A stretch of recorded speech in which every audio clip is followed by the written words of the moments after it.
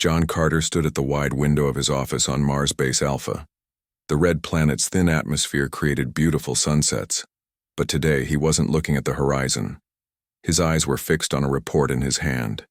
Alien ships had been spotted at the edge of the solar system. As the highest-ranking admiral in the United Earth Navy, Carter knew this day would come. Humanity had prepared for it. Still, reading the actual report made his heart beat faster. "Computer, call President Martinez," he said. The large screen on his wall lit up almost instantly. President Olivia Martinez's face appeared, looking as serious as he felt. "Admiral Carter, you've seen the reports?" "Yes, Madam President. 7 vessels, each about 3 times the size of our largest ships, at least on the outside." He added the last part with a slight smile. "What do we know about them?" she asked. "They call themselves the Aldari Dominion. Their messages are friendly, but our sensors detect powerful weapons on their ships.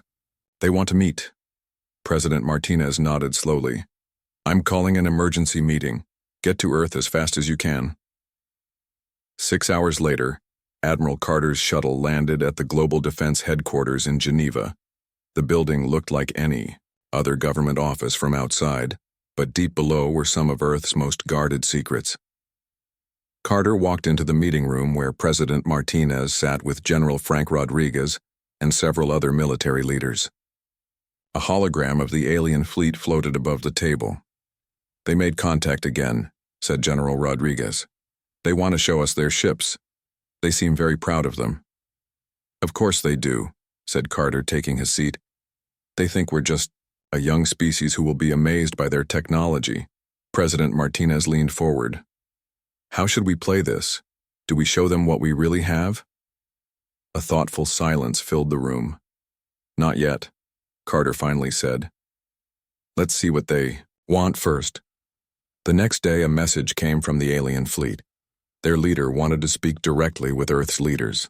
A large screen in the United Nations Hall displayed the face of an alien for the first time in human history. The Aldari had blue-gray skin with small ridges on their foreheads. They looked almost human except for their completely black eyes and the odd angle of their jaws. "Greetings, people of Earth. I am Grekthar, ambassador of the Aldari Dominion. We come in peace and friendship to welcome you to the galactic community." President Martinez stepped forward. "We thank you for your peaceful approach, Ambassador Grekthar. Earth welcomes dialogue with the Aldari." The alien smiled, but there was something in his expression that seemed off. It was a look Carter had seen before. The look of someone who thought they were talking to a child. "We would like to invite your leaders to visit our command ship," said Grekthar. "It is our tradition to share our knowledge with new species we meet. Our ships are the strongest in the known galaxy. You will be impressed by what the Aldari have achieved." President Martinez glanced at Admiral Carter before answering. "We would be honored to visit your vessels, Ambassador, and perhaps you would also visit our humble Earth defenses in return?" "Of course," the alien said with a small laugh. "We are always interested in seeing how young species protect themselves." After the call ended, Carter spoke quietly to the president. "They think we're primitives." "Good," she replied. "Let them think that for now. How long until the Harbinger can be ready?" "It already is," said Carter, along with the rest of the fleet. 2 days later, Admiral Carter found himself on a shuttle heading toward the massive Aldari command ship. With him was Lisa Warren, Earth's ambassador, and a small team of military and science experts. Through the shuttle windows, they could see the alien ship growing larger. It was huge, at least 3 miles long, with a smooth silver hull that reflected the distant sun. "Remember," Carter said to his team, "act impressed, but not scared. We want to see their technology, but we don't want them to think we're helpless." As their shuttle landed in a large bay inside the alien ship, Carter noted every detail.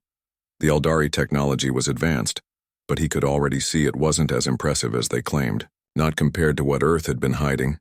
They were met by a group of Aldari officials led by Zul Kraz, the supreme commander of their fleet. He was taller than Ambassador Grekthar, with military decorations covering his chest. "Welcome aboard.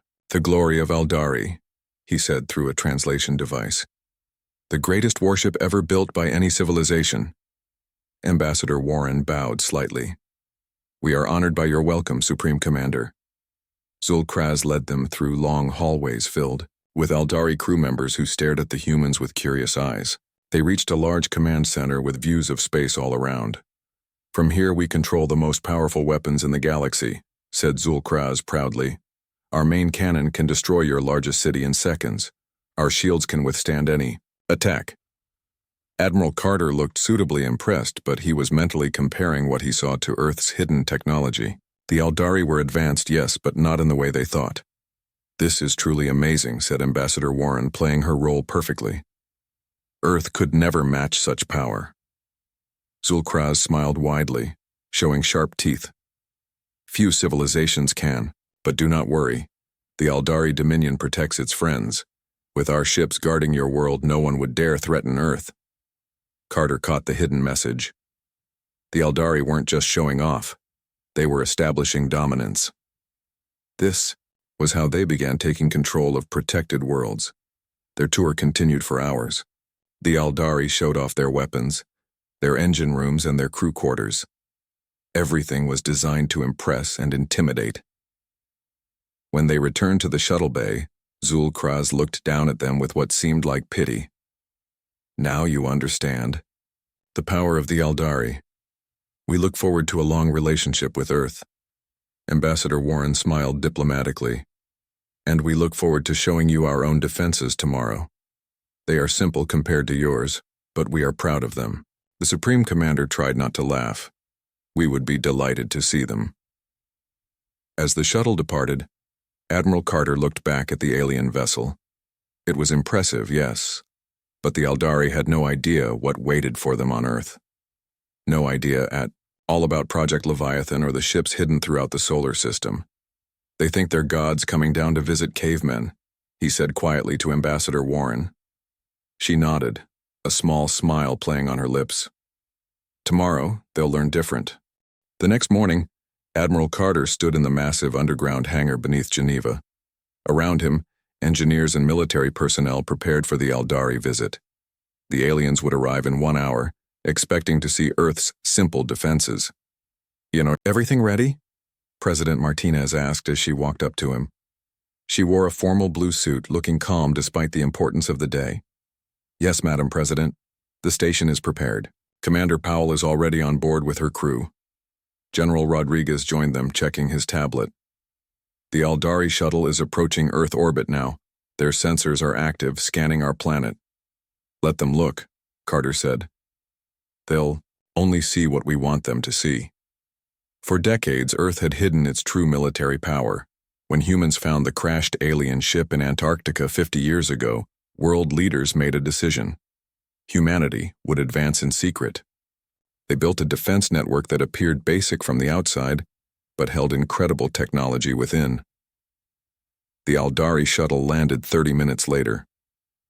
Supreme Commander Zul'Kraz led a group of 10 officers, all wearing ornate uniforms covered with medals and symbols of rank. They looked around the simple concrete hangar with barely hidden smiles. "Welcome to Earth," President Martinez greeted them. "We are honored to show you our defensive systems." Zul'Kraz bowed slightly. "We are curious to see how Earth protects itself. All species must start somewhere." Admiral Carter led the group to a large elevator. "We'll take you to our orbital platform first. It's our main defense station." The elevator rose quickly to the surface where a shuttle waited. The Aldari officers looked at the human shuttle with amusement. It was small and plain compared to their sleek vessels. "This craft can reach orbit?" one Aldari officer asked, not bothering to hide his doubt. "It serves our needs," Carter replied simply. As the shuttle took off, the Aldari continued to study, everything with the same superior attitude. They pointed out inefficiencies in the design and asked basic questions as if speaking to children. 20 minutes later, they docked with what appeared to be a simple space station. From the outside, it looked old and basic, a ring-shaped platform with a few visible weapon mounts. "This is your main defense?" Zul'Kraz asked, his voice filled with pity. One of them, replied Carter. Please follow me. He led them through narrow corridors with simple controls and basic computer screens. The Eldari officers exchanged glances, clearly unimpressed. These weapons could not even damage our smallest chips, one officer whispered to another, not realizing that human hearing was better than they thought. Carter pretended not to hear as he led them to a large metal door at the end of the main corridor. Before we continue, I must tell you that what you're about to see is classified. We don't show this to many outsiders. The Eldari looked more interested now, probably expecting some primitive weapon that humans thought was impressive. We understand, said Zulkraz. Every species has its secrets. Carter placed his hand on a scanner beside the door. It opened slowly, revealing a dark passageway that seemed to lead nowhere. This way, he said, stepping into the darkness. The Eldari followed cautiously. As the last one entered, the door closed. Behind them, the dark passageway suddenly lit up with blue light, revealing that they were in a transport tube. Please hold on, Carter said, as he pressed a button on the wall. The transport activated, moving them quickly through the tube. The Eldari looked confused now. This technology was more advanced than what they had seen so far. After 30 seconds, the transport stopped and another door opened. The aliens stepped out and froze in shock. They stood in an enormous control center that looked nothing like the primitive station they had entered. Advanced holographic displays filled the air. Officers in sleek uniforms worked at stations with technology that even the Eldari recognized as highly advanced. In the center of the room stood a woman in a dark blue uniform with 4 stars on her shoulders. She turned to face them with a confident smile. Welcome to the Real Earth Defense Command, she said. I am Commander Samantha Powell of the United Earth Navy. Zulkraz's mouth opened in surprise. What is this? Your technology. Commander Powell gestured toward the large window that made up the entire front wall of the command center. Perhaps you'd like to see our actual defense platforms. The Eldari turned to look out the window. Their expressions changed from confusion to shock to something close to fear. Outside, hidden by advanced cloaking technology until now, floated the USS Harbinger. It was smaller than the Eldari flagship, but radiating power in a way that made even the confident aliens fall silent. Unlike their ornate ships, the Harbinger was sleek, dark, and clearly built for war. Its hull seemed to absorb light rather than reflect it. This is one of our Leviathan-class vessels, Commander Powell explained calmly. We currently have 50 deployed throughout our solar system. An Eldari officer stepped closer to the window, studying the human ship. Impossible. Your species is too young to have this technology. Admiral Carter joined them at the window. We've had help. Not everyone who visits Earth comes announcing themselves like you did. Understanding dawned on Zulkraz's face. You found crashed ships. 1, Carter corrected. 50 years ago, it accelerated our development significantly. Commander Powell pressed a button on her wrist device. Outside, the Harbinger's engines glowed blue. Would you like a demonstration of what the Harbinger can do? Without waiting for an answer, she nodded to one of her officers. On a nearby asteroid, a target had been set up, a chunk of metal about the size of a small moon. The Harbinger turned slightly. There was no visible weapon firing, no energy beam or missile. The asteroid simply came apart. It didn't explode or break. It separated into its basic particles, becoming a cloud of dust that quickly dispersed. Quantum disruption array, Commander Powell explained. It unbinds matter at the subatomic level. The Eldari officers were completely silent now, their arrogance gone. Yesterday, you showed us your impressive ships, Admiral Carter said. Today, we're showing you ours. The difference is we don't need everyone to know how powerful we are. Zulkraz seemed to struggle for words. The Eldari Dominion meant no disrespect to Earth. We only wish to offer protection and alliance. Of course, President Martinez said with a diplomatic smile. And we welcome friendship with the Eldari people. Equal friendship. The message was clear. Earth would not be another protected world under Eldari control. It would be an equal partner, or perhaps more than equal. As the tour continued, showing weapons and shields far beyond what the Eldari possessed, the aliens' attitudes completely changed. They asked respectful questions and offered sincere compliments. When they returned to their shuttle hours later, Zul'Kraz approached Admiral Carter privately. "Your deception was effective," the alien commander admitted. "We underestimated humanity." Carter nodded. "A common mistake, one that has proven costly for others before you." The implied threat wasn't lost on Zul'Kraz. His eyes widened slightly before he bowed and returned to his shuttle. As the Eldari departed, President Martinez stood beside Carter. "Do you think they got the message?" "They did," Carter replied. "The question is what they'll do with it."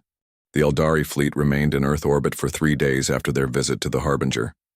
During this time, no communications came from their ships. Earth's leaders waited, watching the alien vessels carefully through hidden sensors. "They're talking to their home government," Admiral Carter said during the daily security meeting. He stood at the head of the table in the underground war room. "Our long-range communications array picked up several transmissions to a star system about 40 light-years from here." President Martinez frowned. "Are they calling for reinforcements?" "I don't think so," Commander Powell replied. She pointed to a display showing energy readings from the Eldari ships. "Their weapons systems have been powered down since yesterday. That's not what you do if you're planning an attack." General Rodriguez nodded in agreement. "They're reassessing. They came here thinking they were the big fish, only to find out they're not. Now they need new orders." On the morning of the 4th day, the Eldari finally sent a message. Ambassador Grekthar requested a meeting with Earth's leaders. His tone was noticeably different from before, more formal, less condescending. The meeting was set for noon at the Global Defense Headquarters. This time, Grekthar arrived with Supreme Commander Zul'Kraz and 3 other high-ranking Eldari officials. Their body language was tense as they were escorted to the conference room. President Martinez welcomed them, sitting at the head of a long table with Admiral Carter and Commander Powell on either side of her. Several other human officials lined the table, watching the aliens carefully. "Thank you for meeting with us," Grekthar began. His voice was steady, but his eyes kept darting to Admiral Carter. "The Eldari High Council has reconsidered our approach to relations with Earth."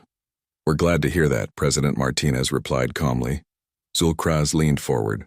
"We must know, how did your people advance so quickly? The technology on your Harbinger ship is beyond what any young species should possess." A man with gray hair and glasses who sat near the end of the table cleared his throat. Admiral Carter gestured to him. "This is Dr. Daniel Wright, Chief Scientist of Project Leviathan," Carter explained.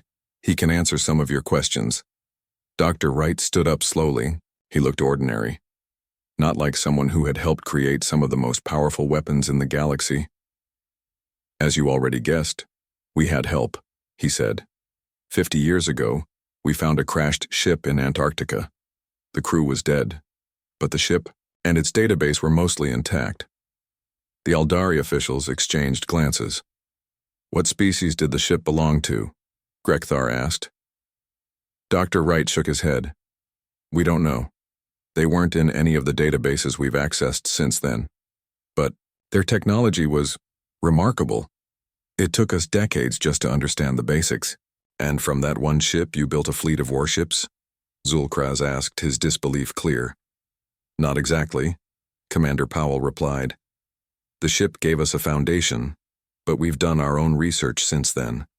Humans are good at taking ideas and making them better." One of the other Eldari officials who hadn't spoken before suddenly asked, "Why did you hide your true capabilities? Why the deception?" Admiral Carter answered this question. "History taught us caution. When powerful civilizations discover less advanced ones, it rarely ends well for the less advanced group. We decided to advance in secret until we could protect ourselves." President Martinez raised her hand slightly, bringing attention back to her. "What matters now is how we move forward. The Eldari Dominion came here expecting to find a primitive species that would be grateful for your protection. Instead, you found equals. How does this change your plans for Earth? Grekthar hesitated before answering. The Aldari High Council wishes to establish formal diplomatic relations with Earth. As equals, as you say. And the protection you offered before? Carter asked, his voice hard. That offer is withdrawn, Zulkraz said stiffly. We recognize that Earth does not need Aldari protection. The meeting continued for several hours as they discussed trade, cultural exchange, and the sharing of scientific knowledge. By the end, a basic framework for relations between Earth and the Aldari Dominion had been established. As the Aldari prepared to leave, President Martinez made one final point. We should be clear about something, she said. Earth wants peaceful relations with all species, but we will defend ourselves if necessary. Grekthar nodded. We understand. The Aldari value strength. We respect what we've seen here. After the aliens left, Admiral Carter, Commander Powell, and President Martinez remained in the conference room. Do you believe them? Commander Powell asked. Not entirely, Carter replied. But they're smart enough to know they can't bully us. Now, President Martinez looked out the window at the sky. We should prepare for the possibility that they might tell others about us. Our secret is out, Carter nodded. Maybe that's not a bad thing. The galaxy should know that Earth isn't defenseless. Later that evening, Admiral Carter met with Dr. Wright in his lab deep beneath the surface of the Earth. Screens around them showed the Aldari ship still in orbit. Do you think we should have told them the whole truth? Dr. Wright asked. Carter shook his head. No, they know enough. What the Aldari didn't know, what no alien species knew, was that the ship found in Antarctica wasn't the only one. 2 other alien vessels had come to Earth in the past 50 years. Both had come with weapons ready, looking for an easy conquest. Both had disappeared completely. They also don't know about the observation network, Dr. Wright continued, or that we detected their approach 3 years ago. And they don't need to know, Carter said firmly. Some secrets should stay secret. The quantum observation network was perhaps humanity's greatest achievement. Tiny sensors placed throughout nearby star systems allowed Earth to detect any approaching ships long before they arrived. The Aldari had been watched since they left their home system. On the main screen, they could see the Aldari flagship powering up its engines. The alien fleet was preparing to leave Earth orbit. They're sending a ship back to their homeworld, said Dr. Wright, reading data from another screen. Probably to report what they found here.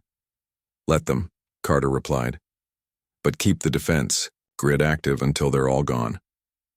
The next morning, Admiral Carter stood in the control room of the Defense Command, watching as the last Aldari ship vanished into FTL speed. Commander Powell joined him at the window. They're gone. Do you think they'll be back? Yes, Carter said, but not as conquerors, as cautious neighbors. What happens now? She asked. Carter turned away from the window. Now we prepare. The Aldari won't be the last aliens to visit Earth, and the next ones might not be so easily impressed by our ships. Unknown to both of them, in deep space beyond Pluto, sensors were already detecting new energy signatures approaching the solar system. Earth's secret was out and the galaxy was taking notice. 2 weeks after the Aldari fleet left Earth, Admiral Carter was called to an emergency meeting. The Quantum Observation Network had confirmed what the early sensors detected. New alien ships were approaching the solar system. This time there were 12 vessels, larger than the Aldari ships. Carter hurried through the underground corridors of the Defense Command Center. When he entered the war room, President Martinez, Commander Powell, Dr. Wright, and General Rodriguez were already waiting. What do we know about them? Carter asked as he took his seat. Commander Powell brought up a holographic display showing the approaching fleet. They call themselves the Vex Collective. According to the data we've gathered, they're old enemies of the Aldari. Have they sent any messages? President Martinez asked. Not to us, General Rodriguez replied. But they've been broadcasting to the Aldari homeworld. Our translation software is still working on the content, but the tone seems threatening. Dr. Wright added, they arrived at the edge of our system just 6 hours after the last Aldari ship left. That's not a coincidence. They must have been watching, Carter said, waiting for the Aldari to leave before making their approach. President Martinez frowned. Do you think the Aldari knew they were coming? Possibly, Commander Powell answered. The Aldari might have been running from them when they found Earth. Carter studied the images of the new alien ships. They were dark gray with red markings, built in shapes that reminded him of ancient sea creatures from Earth. Their design was completely different from the sleek, silver Aldari vessels. What's their weapons capability? He asked. Dr. Wright pressed. Some controls, bringing up energy readings from the alien fleet. Impressive, but not beyond what we can handle. Their technology seems to focus on overwhelming force rather than precision. Have the Harbinger and 3 other Leviathan-class ships move to intercept, Carter ordered. Keep the rest of the fleet hidden for now. Over the next 24 hours, the Vex fleet moved deeper into the solar system. They sent no messages to Earth, but their sensors scanned everything they passed. When they reached Jupiter's orbit, 4 human ships decloaked.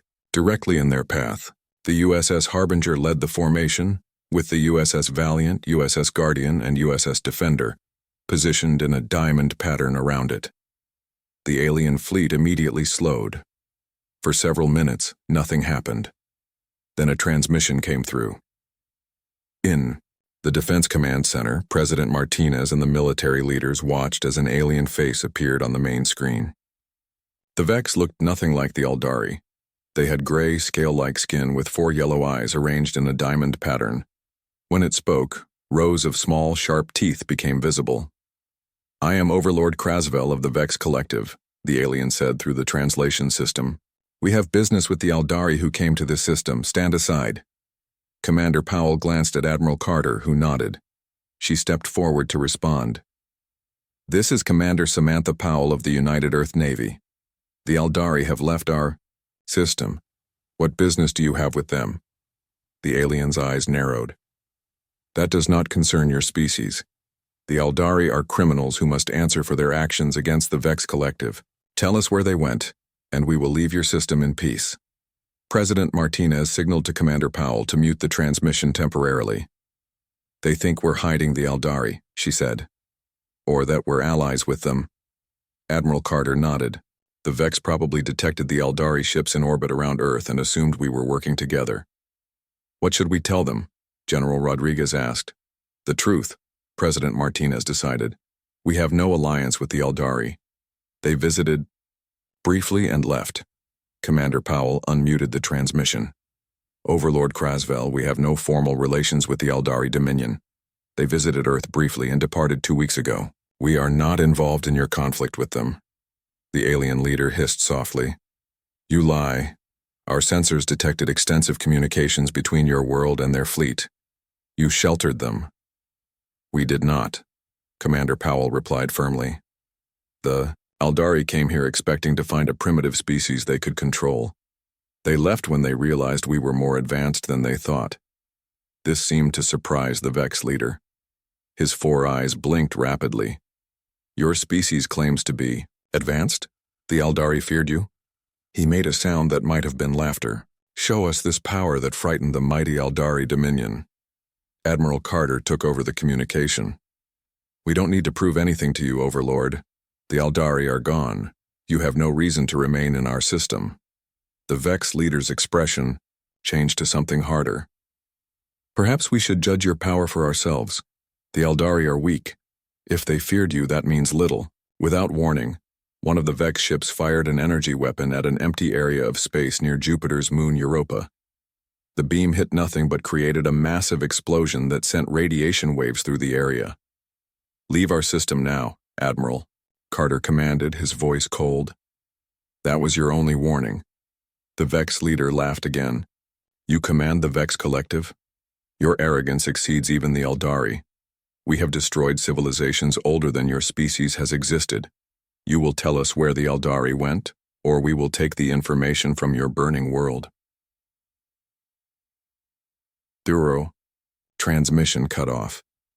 On the tactical display, the Vex fleet began to move, spreading out into an attack formation. They're powering up weapons on all ships, reported an officer.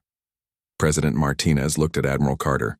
We gave them a chance to leave peacefully. Carter nodded grimly. Harbinger Fleet, engage the Vex vessels. Authorization code Omega-7. Full defensive measures are approved. On the display, they watched as the 4 human ships moved with incredible speed. The Vex fired first, massive energy beams shooting toward the Harbinger, but the human ship simply absorbed the energy, its shields glowing briefly. Then the Harbinger returned fire. A small pulse of blue light shot from the ship and hit the lead Vex vessel. For a moment, nothing seemed to happen. Then the alien ship began to come apart, not exploding but simply disintegrating into smaller and smaller pieces. The other human ships targeted 3 more Vex vessels with similar results. 4 of the 12 alien ships were gone in less than a minute. A new transmission came from the Vex fleet, this time filled with what sounded like panicked shouting. What are they using? Our shields did nothing. Target their weapons. Concentrate all fire on the lead human ship. The remaining Vex ships fired everything they had at the Harbinger. The space around Jupiter lit up with energy beams and explosions. When the light faded, the Harbinger remained completely undamaged. In the Defense Command Center, President Martinez watched with a grim expression. End this quickly, she ordered, before they can send messages to any reinforcements. Admiral, Carter nodded to Commander Powell. Deploy the gravity fold disruptors. On the screen, they watched as the human ships released small devices that floated toward the Vex fleet. When they activated, space itself seemed to bend around the alien vessels, trapping them in place. Overlord Krasvel, Admiral Carter called over the communication channel. Your attack has failed. Surrender now. There was no response. They're trying to self-destruct their ships, an officer reported. Carter shook his head. Not today. Enable containment fields. The human ships projected energy fields around each trapped Vex vessel, preventing their reactors from overloading. The battle was over in less than 10 minutes. 8 Vex ships were destroyed, and 4 were captured intact with their crews. As they watched the human vessels begin towing the captured alien ships toward Earth, President Martinez turned to Admiral Carter. The galaxy just got more complicated, she said quietly. Carter nodded. And Earth is now in the middle of it. 3 days after the battle with the Vex fleet, Admiral Carter watched from the observation deck as the captured alien ships were moved into the massive underground hangar beneath the lunar surface. Earth's moon had been turned into a military base years ago, with huge spaces carved inside it to hide ships and research facilities. What have we learned from the prisoners? He asked Commander Powell, who stood beside him. The Vex and Eldari have been at war for over 50 years, she replied. The Eldari had recently stolen some important technology from the Vex, and they were chasing them when they found Earth. So we got caught in the middle of someone else's war, Carter said with a frown. It's worse than that, said a voice behind them. They turned to see Dr. Wright entering the observation deck with a data tablet in his hand. The Vex have already sent messages to their homeworld about us, and they're not the only ones talking. He handed the tablet to Carter, who quickly read through the report. The Quantum Observation Network had detected unusual communications activity in several nearby star systems. News about Earth was spreading throughout the galaxy. How many species know about us now? Carter asked. At least 7, Dr. Wright replied. Possibly more. The Eldari have been telling everyone about the powerful humans who humbled them. The Vex are warning others about our weapons, and they're all curious. Carter handed the tablet back. President, Martinez needs to see this immediately. We need to prepare for more visitors. Later that day, Earth's Defense Council gathered in the secure meeting room beneath Geneva. President Martinez listened as Admiral Carter explained the situation. We're no longer a secret, he concluded. For decades, we've hidden our true capabilities from the galaxy. That's not possible anymore. General Rodriguez spoke up. Maybe that's for the best, no more sneaking around. Let the galaxy know that Earth is strong and leave us alone. It's not that simple, Commander Powell argued. Some species might see us as a threat now. They might decide to attack before we become even stronger. President Martinez raised her hand for silence. What are our options? Dr. Wright adjusted his glasses. We could try to establish formal diplomatic relations with the major powers in this part of the galaxy.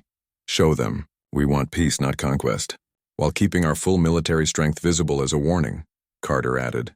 President Martinez nodded slowly. Both carrot and stick will need ambassadors, people who can represent Earth to these alien civilizations.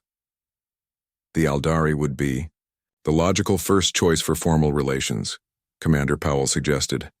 They've already met us and they seem to respect strength. The president looked around the table. Admiral Carter, I want you to lead a diplomatic mission to the Aldari, homeworld. Take Commander Powell and 2 Leviathan-class ships. Show our strength, but extend a hand of friendship.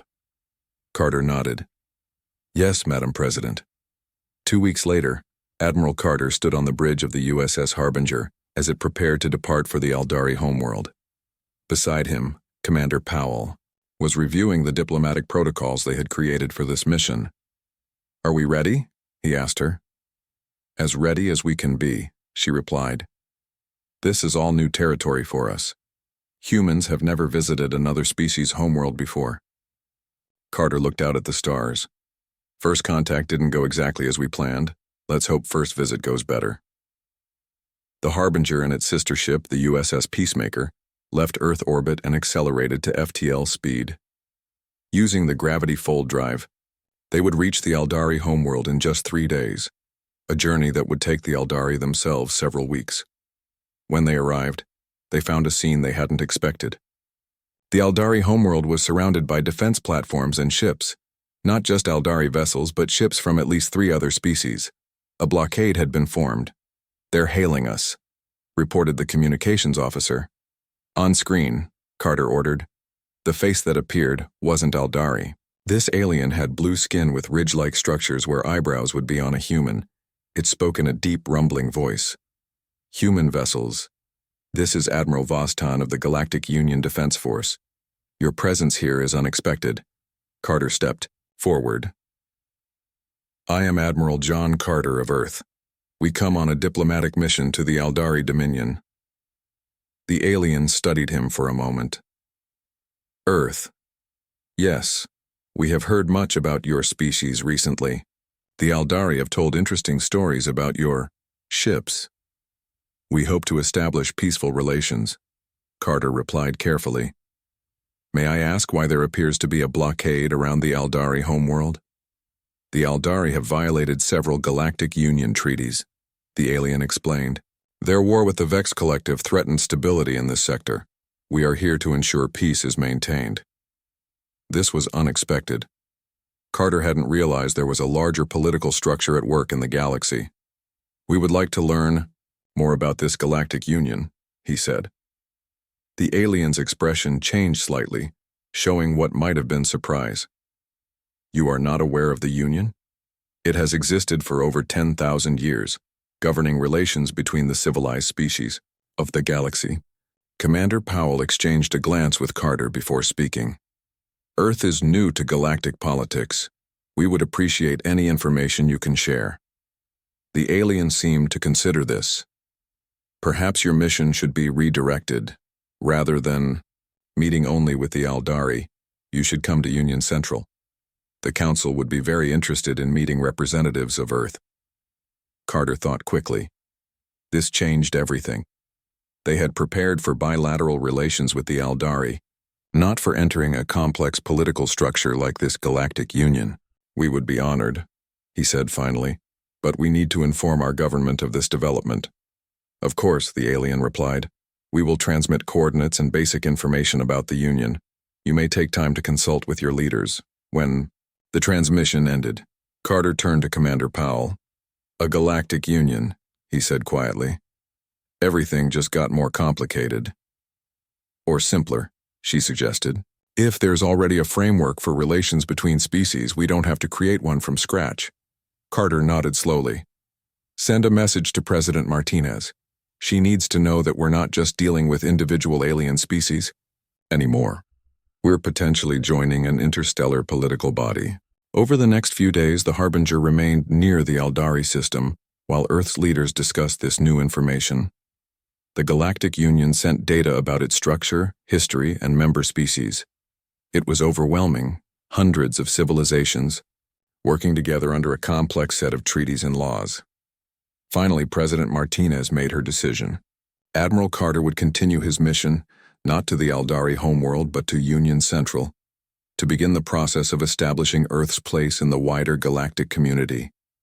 As the Harbinger prepared to depart for Union Central, Admiral Carter stood alone in his quarters looking at a holographic image of Earth. "We thought we were so advanced," he said to himself. "Now we find out we're just one small part of something much bigger." But he smiled as he turned off the image. Earth had already proven it could stand equal to any single alien species. Now it would take its place among the stars, not as a primitive newcomer to be protected or exploited, but as a power to be respected. The journey was just beginning.